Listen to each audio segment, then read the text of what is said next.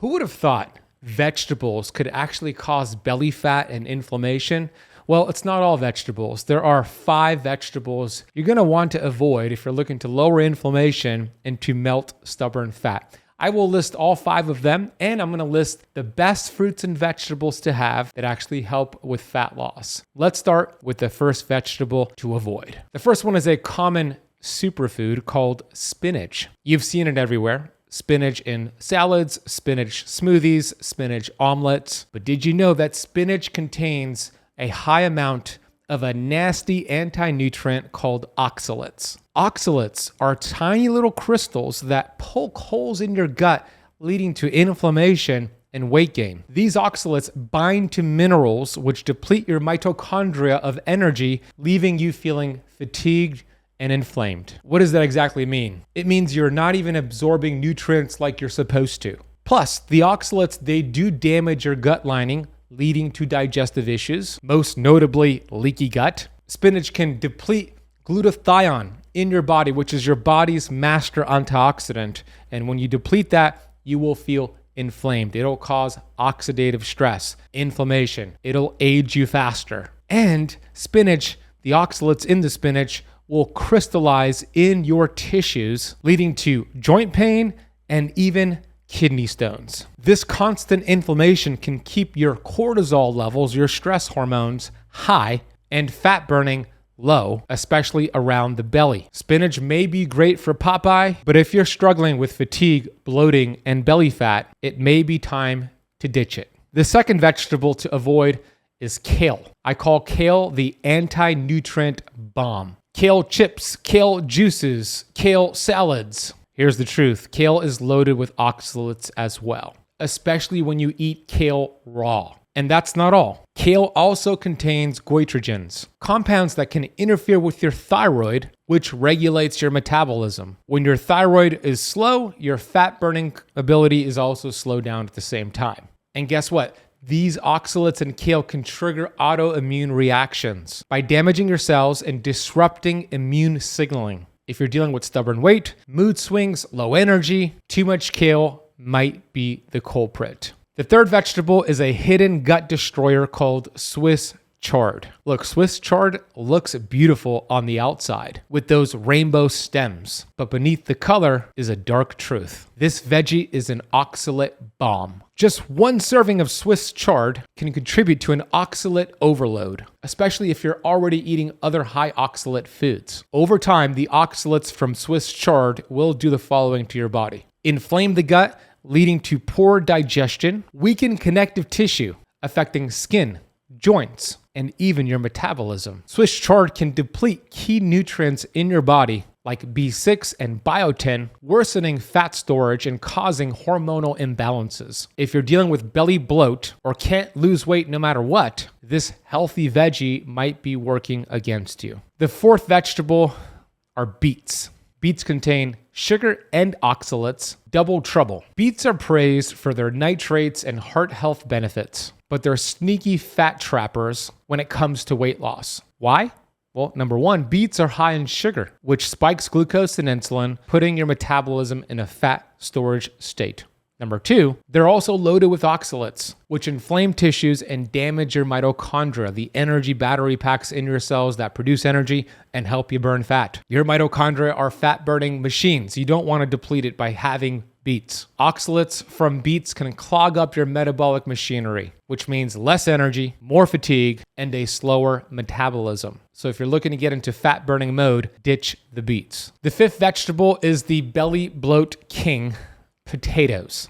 I know potatoes are a comfort food staple, but here's the deal. Even beyond their high glycemic load, white and red potatoes are oxalate bombs. This means they bind to minerals, they stress your kidneys, they spike blood sugar, and trigger inflammation, the root of stubborn belly fat. Plus, many people eat potato with cheese and butter, and you do not want to consume high carbs and high fat. That is a bad idea. Eating too many potatoes will lead to nutrient breakdowns, depletion, and long-term metabolic chaos. Now, before I share the top foods to consume that are low in anti-nutrients, I want to share something really exciting with you. I'll be hosting a 3-day burn fat challenge, where I'll go live with you for an hour and a half, 3 days in a row, and show you exactly how to burn fat, taken from the principles of my upcoming book, Metabolic Freedom. If you're looking to burn stubborn fat, restore your hormones, and understand how the metabolism works without having to count calories or rely on willpower,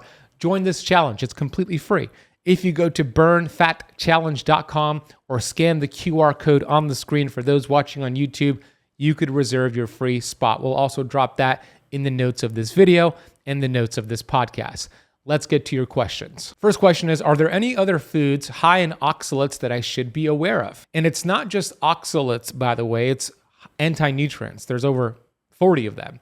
Lectins, phytates, yes, oxalates, tannins.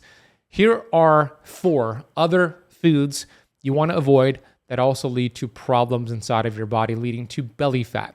We have blackberries, high in oxalates. Almonds, high in oxalates. Avoid almond milk, almond flour, and almonds in general. Nightshades like goji berries and potatoes, as I mentioned earlier, and eggplant loaded with lectins. And also drinking too much tea can be a problem as well. The next question is this: if I cook these vegetables, does that reduce the oxalate content enough to make them safe?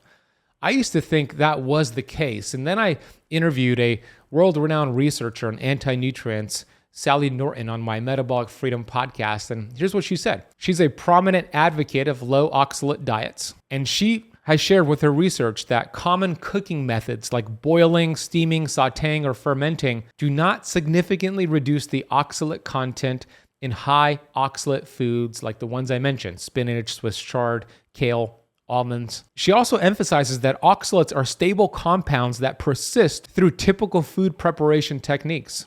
And she says in some cases, processes like fermentation may even increase the soluble oxalate content, making it more readily absorbable by the body. Not good. The next question is this: how do I know if I personally have an oxalate issue? How do I know if it's a problem for me? Some people are more sensitive to oxalates than others. Here are the most common symptoms to pay attention to: joint pain, fatigue, especially afternoon fatigue, weight loss resistance, brain fog, and post-nasal drip. The next question is this: should I completely avoid these vegetables or should I eat them occasionally? I'm a fan of working on the gut microbiome, doing all the things I teach here on the YouTube channel and on the podcast. And from time to time, you might want to have some oxalate foods, high oxalate foods, and see what happens. I know that you could work in your gut, heal the gut, and for some people, you could have, in moderation, small amounts of these high oxalate foods and be just fine. The next question, which I'm sure you're asking: what are the best vegetables and foods to eat that are low in oxalates that support fat loss? Here's the top 10. You ready? Write these down. Number 1, avocados. Avocados are amazing, rich in potassium, healthy fats, and very low in oxalates. Number 2, red meat like beef and lamb. Excellent source of vitamin B12, iron, and zinc, and contain virtually no oxalates. Number 3, eggs with the yolk. Nutrient dense, oxalate free. Make sure you eat the yolks. Number 4, cauliflower. Great vegetable to have, very low in oxalates, high in fiber. Number 5, cabbage. Fantastic, including the green and red varieties. Great for digestion, oxalate safe. Number 6, zucchini. A versatile vegetable, low in oxalates, good raw or cooked. Number 7, coconut. Either the meat, the milk, or coconut oil. All forms that are low in oxalate and provide healthy fats. Number 8, butter and ghee. Oxalate free, excellent for cooking your food. Number 9, organic chicken, especially the thigh and the liver. Protein rich, low oxalate, and the liver is packed with nutrients. And number 10, white rice in moderation, depending on how healthy your metabolism is better for you than brown rice. It contains less oxalates, less anti-nutrients compared to brown rice and even quinoa. Next question here is: how long does it take to start seeing improvements once I cut out high oxalate foods? You should notice an improvement within days, and for sure in a matter of weeks. Look, I know this is controversial, might be different than what you have learned before, but if you feel inflamed, if you have symptoms, if you have belly fat, I highly encourage you to get rid of these high oxalate vegetables and foods I outlined and see how your body responds. I think you're going to notice a huge difference. Share this episode with a friend, leave it a rating and review if you're listening on the podcast, and thank you for watching and thank you for listening. And hey, if you love this lesson, you're going to love a previous lesson I just published just a few days ago on avocados and what happens when you eat a whole avocado every day for 7 days. It will change your metabolism. It'll create a significant shift for fat burning. Check out this clip. I'll see you in that video. You are going to be blown away by the incredible benefits from fat loss, blood sugar stabilization, lowering inflammation, hormone balance. Day 1, I will call nutrient activation mode. From your first bite of the avocado, you're going to be flooding your body with the following: monounsaturated fats,